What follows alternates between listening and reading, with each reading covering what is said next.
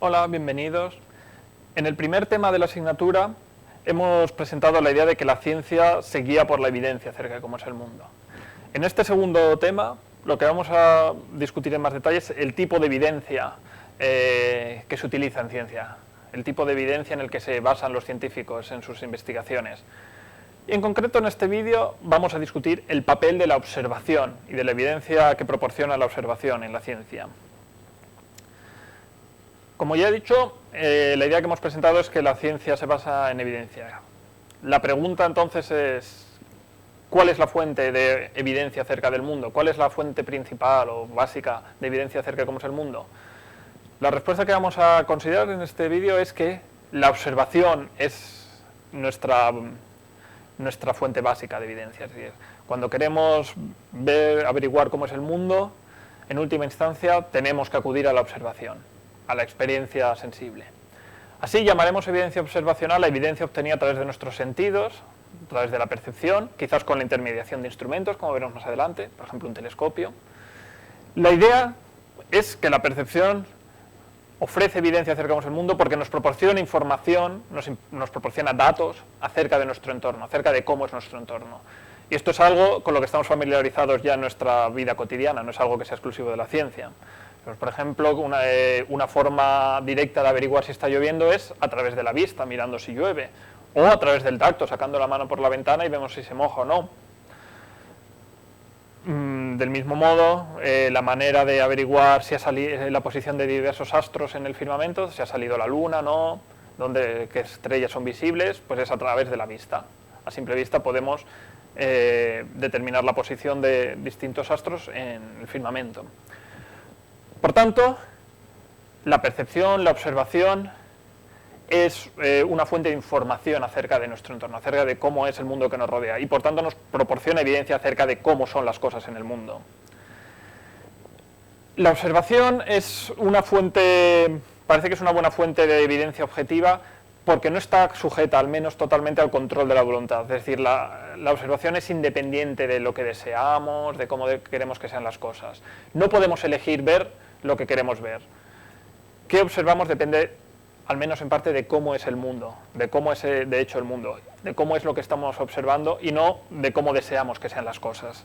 Así, si yo dirijo la vista hacia una mesa, hacia la mesa de mi despacho que es verde, no puedo elegir verla naranja. Mi experiencia visual va a ser verde, por fuerza. No puedo a fuerza de voluntad decidir que ahora veo la mesa verde. Por supuesto, sí que puedo escoger a dónde dirigir mi mirada, dónde centrar mi atención, puedo cerrar los ojos, pero una vez que dirijo mi mirada hacia la mesa de mi despacho, no puedo elegir no verla verde. En este sentido, la observación es objetiva, en tanto que no depende totalmente de mis opiniones, deseos, creencias, sino de cómo es el mundo. Y por tanto, la evidencia observacional ofrece puede ofrecer una base objetiva para la ciencia. Y es una buena evidencia para obtener conocimiento objetivo acerca del mundo. Hemos dicho que la observación es una fuente de evidencia objetiva. Esto no quiere decir que la observación sea infalible. Es decir, puede haber casos en los que las experiencias sensoriales, en que la observación resulten engañosas, nos lleven a engaño. Todos conocemos casos de espejismos o de ilusiones en los que el observador parece observar algo que realmente no es el caso, algo que realmente no está sucediendo. Un espejismo en el que parece que hay un oasis y realmente no lo hay, o este tipo de ilusión en el que a través de un vaso de agua parece que las líneas que hay en la pared son onduladas cuando realmente son rectas. Y en casos menos extremos, la precisión y fiabilidad de nuestros mecanismos perceptivos tienen limitaciones. Es decir, nuestra visión no es perfectamente precisa y exacta en todas condiciones. En circunstancias de iluminación deficiente, por ejemplo de oscuridad o niebla, pues va a ser más imprecisa, o para objetos muy pequeños o distantes. En mi caso, que tengo miopía, si me quito las gafas, mi percepción a largas distancias va a ser imprecisa y va a ser menos fiable que la de una persona que no sea miope. Por tanto, la observación es falible. No hay casos en los que nos va a llevar a engaño o que no va a dar información perfectamente fiable acerca de cómo es el mundo. Asimismo, puede argumentarse que las experiencias observacionales están influidas por ciertos factores subjetivos. Por ejemplo, como ya he mencionado, diferentes individuos pueden tener diferentes capacidades perceptivas, es decir, mayor o menor agudeza visual.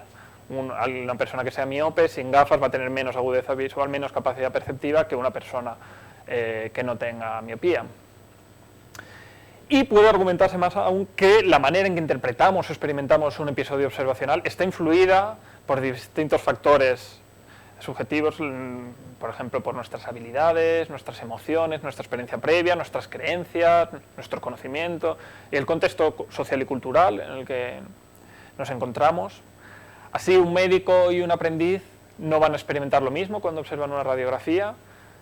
Igualmente, un físico experto y alguien que no sea experto no va a ver lo mismo cuando vean el resultado de un experimento de colisión de partículas o algo así. O un guía de montaña no va a percibir lo mismo que alguien de la ciudad cuando observe su entorno en el campo. Un guía de montaña experto percibirá pistas sobre la presencia de animales, donde un observador inexperto solo ve bosques y matorrales. No obstante, aunque estos factores subjetivos puedan determinar qué tipo de experiencia observacional tiene cada sujeto, puede seguir manteniéndose que la observación va a ser objetiva en el sentido de que el hecho de que la experiencia sensorial aporte información acertada, correcta sobre cómo es el mundo, va a depender de cómo es el mundo. Es decir, el hecho de que la información aportada por la observación sea correcta o no depende de cómo es el mundo. Y en este sentido la observación es objetiva. Aunque, como ya hemos explicado, puede haber esta influencia de factores subjetivos que determinen qué tipo de información podemos adquirir mediante la observación. No todos los sujetos van a poder estar en posición de adquirir la misma información acerca del mundo mediante la observación. Pero esta información va a ser objetiva en el sentido de que su corrección va a depender de cómo sea el mundo.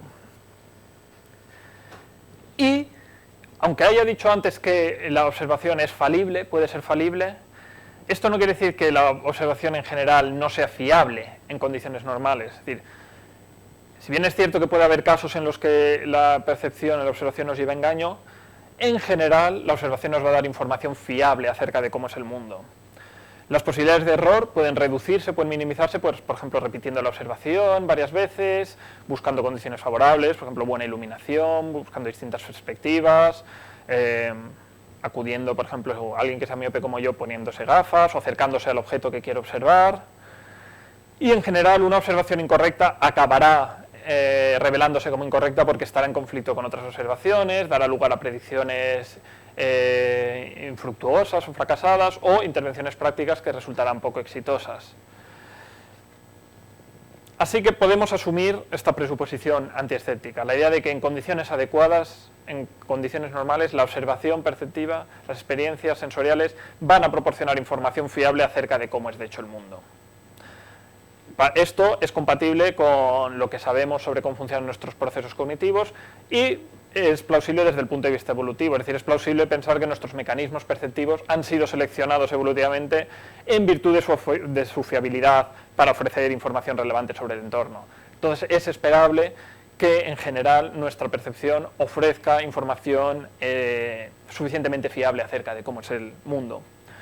Por tanto, aunque la observación es falible, también es fiable en general, es decir, puede equivocarse en algunos casos, puede ser engañoso en algunos casos, pero en general va a ser fiable. En general nos va a proporcionar información acertada, correcta acerca de cómo es el mundo. Y además va a ser objetiva, como ya he dicho, objetiva en el sentido de que es independiente, la información que recibimos mediante la observación al dirigir nuestra atención a algo es independiente de nuestros deseos y en cambio depende de cómo es el mundo y en este sentido es objetiva.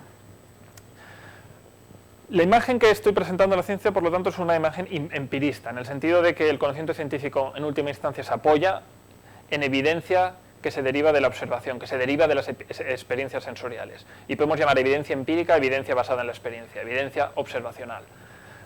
Empirismo, por tanto, es la idea de que el conocimiento científico se basa en última instancia en la experiencia sensorial, en la observación. La idea es que la evidencia empírica, la evidencia observacional, constituye el último criterio, el criterio fundamental para determinar la aceptabilidad de una tesis científica. Como se suele decir a veces, es el Tribunal Supremo ante el que se tiene que someter las tesis científicas. Para que una tesis científica sea aceptable, ha de ser compatible con la mejor evidencia empírica que dispongamos. Una tesis no va a ser aceptable si está en tensión con la evidencia disponible. Y las creencias científicas han de ser revisadas a la luz de conflictos con la evidencia empírica. Esta es la imagen, por tanto, que vamos a discutir a lo largo del curso. Una imagen de la ciencia en la que la evidencia básica a partir de la cual obtenemos conocimiento científico es una evidencia obtenida a través de la observación y de la experiencia.